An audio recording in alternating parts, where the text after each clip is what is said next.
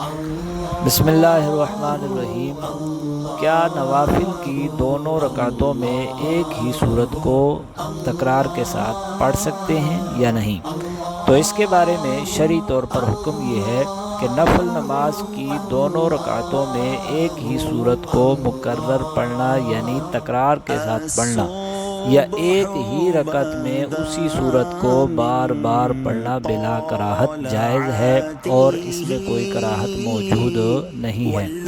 یعنی اگر نفل کی 2 رکعتیں پڑھ رہا ہے، پہلی رکعت میں قل اعوذ برب الناس پڑھتا ہے اور دوسری میں بھی وہی قل اعوذ برب الناس پڑھتا ہے، تو بلا کراہت جائز ہے، اس میں کوئی کراہت موجود نہیں ہے۔ اسی طرح اگر کوئی شخص نفل نماز پڑھ رہا ہے اور وہ ایک ہی صورت کو یعنی قل هو اللہ احد کو بار بار پڑھتا ہے، ایک ہی رکعت میں تکرار کے ساتھ پڑھتا جا رہا ہے، تو بھی جائز ہے، اس میں بھی کوئی کراہت شرعی موجود نہیں ہے۔